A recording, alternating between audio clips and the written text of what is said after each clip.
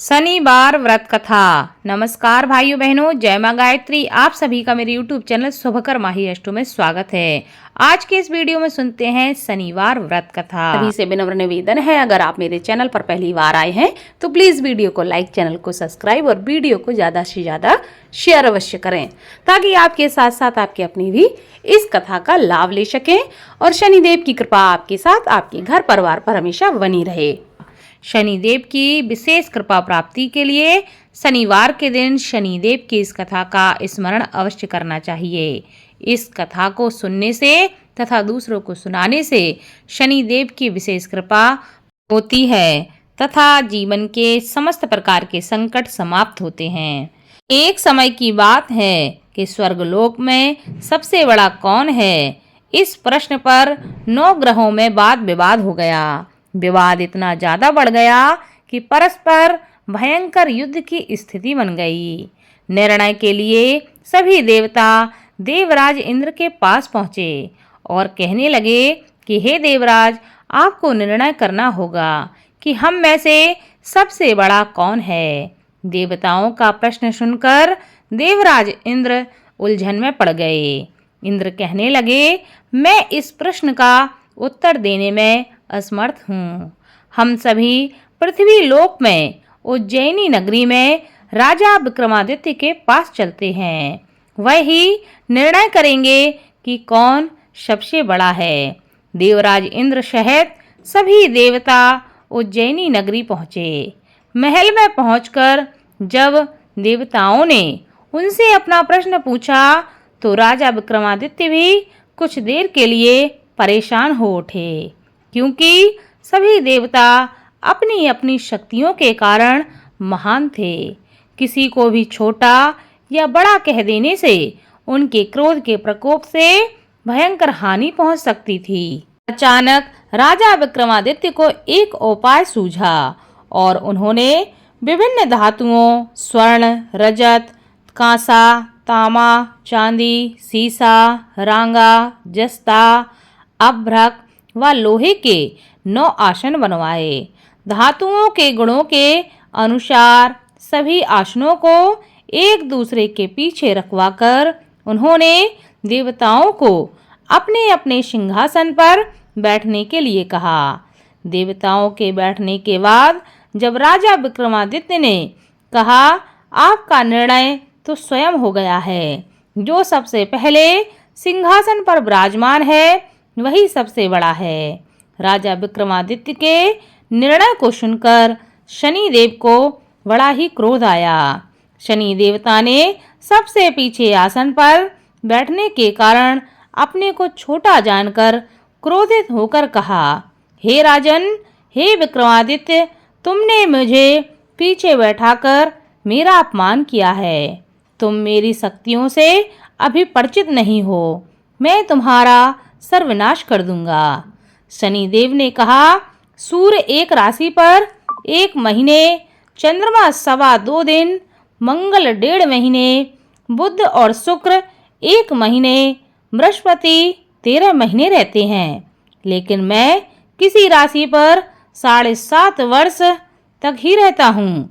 बड़े बड़े देवताओं को मैंने अपने प्रकोप से पीड़ित किया है। राम को 7.5 के कारण ही वन में जाकर रहना पड़ा और रावण को 7.5 के कारण ही युद्ध में मृत्यु का शिकार बनना पड़ा। राजा, अब तू भी मेरे प्रकोप से बच नहीं सकेगा। इसके बाद अन्य ग्रहों के देवता तो प्रसन्नता के साथ वहां से लौट गए, परंतु शनिदेव बड़े क्रोध के साथ वहां से विदा हुए। राजा विक्रमादित्य पहले की तरह ही न्याय करते रहे। उनके राज्य में सभी स्त्री पुरुष बहुत आनंद से जीवन यापन कर रहे थे। कुछ दिन ऐसे ही बीत गए। उधर शनि देवता अपने अपमान को अभी भी नहीं भूले थे।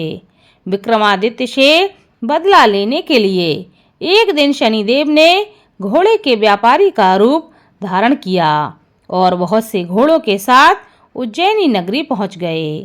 राजा विक्रमादित्य ने राज्य में किसी घोड़े के व्यापारी के आने का समाचार सुना तो अपने अश्वपाल को कुछ घोड़े खरीदने के लिए भेज दिया। घोड़े बहुत ही कीमती थे।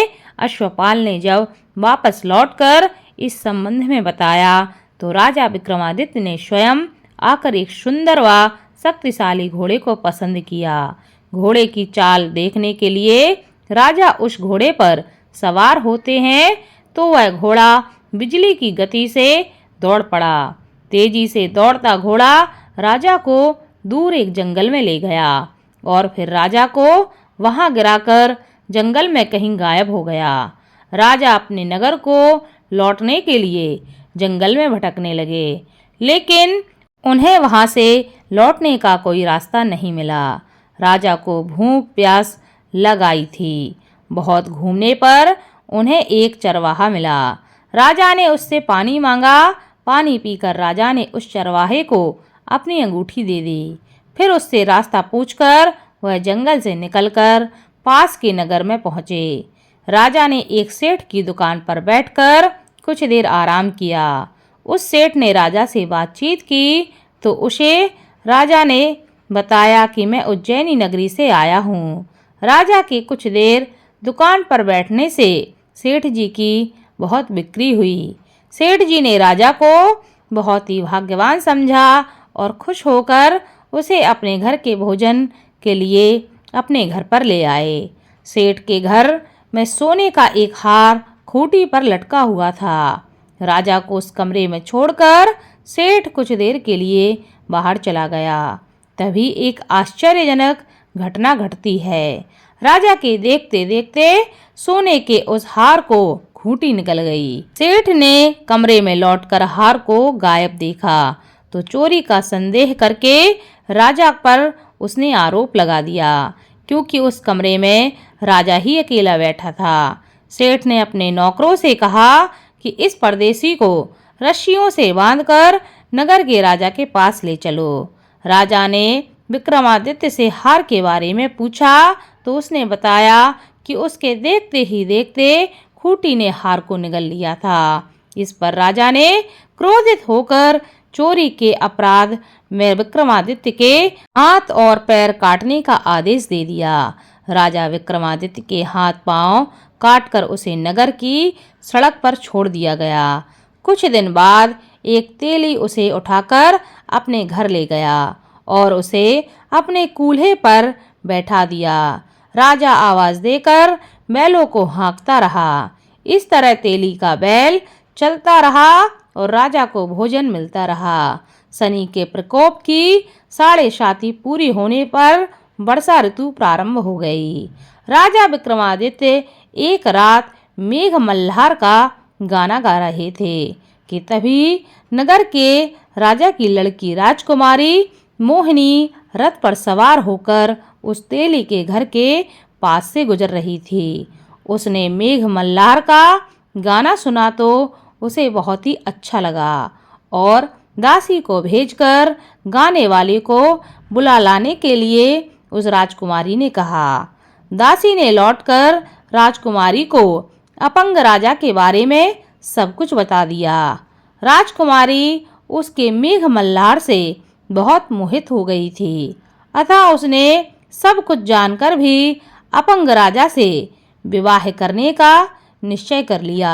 राजकुमारी ने अपने माता पिता से जब यह बात कही तो वह हैरान रह गए। रानी ने मोहिनी को बहुत समझाया पर उनकी बेटी नहीं मानी। तेरे भाग्य में तो किसी राजा की रानी होना लिखा है, फिर भी तू उस अपंग से विवाह करके अपने पांव पर कुल्हाड़ी क्यों मार रही है। राजकुमारी की माँ ने उसे बहुत समझाया। राजकुमारी ने अपनी जिद नहीं छोड़ी और अपनी जिद पूरी करने के लिए उसने भोजन का त्याग कर दिया और अपने प्राण त्यागने का उसने निश्चय कर लिया। आखिरकार राजा रानी को विवश होकर अपंग विक्रमादित्य से राजकुमारी का विवाह करना पड़ा। विवाह के बाद राजा विक्रमादित्य और राजकुमारी तेली के घर में रहने लगे। उसी रात स्वप्न में शनिदेव ने राजा से कहा, राजा तुमने मेरा प्रकोप देख लिया है, मैंने तुम्हें अपने अपमान का दंड दिया है। राजा ने शनिदेव से क्षमा करने के लिए कहा और प्रार्थना की कि हे शनिदेव, आपने जितना दुख मुझे दिया है अन्य किसी को ना देना। शनिदेव ने कुछ सोचकर कहा, राजा मैं तुम्हारी प्रार्थना स्वीकार करता हूँ। जो कोई स्त्री पुरुष मेरी पूजा करेगा, मेरी कथा का श्रवण करेगा, उस पर मेरा क्रोध कभी नहीं होगा। जो भी शनिवार को व्रत करेगा, मेरी कथा को सुनेगा, दूसरों को सुनाएगा, उस पर मेरी अनुकंपा सदा बनी रहेगी। प्रातःकाल राजा विक्रमादित्य की नींद खुली तो वह देखते हैं कि उनके हाथ पैर वापस आ गए हैं। यह सब देखकर राजा की खुशी का ठिकाना न रहा। उसने मन ही मन शनिदेव को प्रणाम किया और राजकुमारी भी राजा के हाथ पांव सही सलामत देखकर आश्चर्य में डूब गई। तब राजा विक्रमादित्य ने अपना परिचय देते हुए शनिदेव के प्रकोप की सारी कथा रानी को सुनाई। सेठ को जब इस बात का पता चला तो वह दौड़ता हुआ तेली के घर पहुंचा और राजा के चरणों में गिरकर क्षमा मांगने लगा। राजा ने उसे क्षमा कर दिया, क्योंकि यह सब तो शनिदेव के प्रकोप के कारण हुआ था। सेठ राजा को अपने घर ले गया और उसे भोजन कराया। भोजन करते समय वहां एक आश्चर्यजनक घटना घटी। सबके देखते देखते उस खूंटी ने हार को उगल दिया।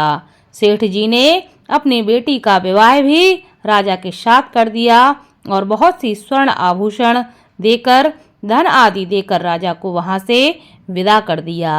राजा विक्रमादित्य राजकुमारी मोहिनी और सेठ की बेटी के साथ उज्जैनी नगरी वापस पहुंच गए। वहां के नगरवासियों को जैसे ही पता चला कि राजा वापस आ रहे हैं, सबने उनका स्वागत किया।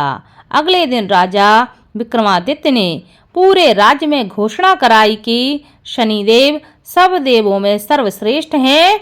प्रत्येक स्त्री पुरुष को शनिवार के दिन उनका व्रत करना चाहिए, उनकी इस कथा को अवश्य सुनना चाहिए। ऐसा करने से उनकी कृपा हमेशा बनी रहती है। राजा विक्रमादित्य की घोषणा से शनिदेव बहुत ही प्रसन्न हुए और शनिवार का व्रत करने और व्रत कथा सुनने के कारण सभी लोगों की मनोकामनाएं शनिदेव पूरी करने लगे। शनिदेव की अनुकंपा से सबके मनोरथ पूर्ण होने लगे। सभी लोग आनंद पूर्वक अपना जीवन यापन करने लगे। बोलो शनिदेव की जय।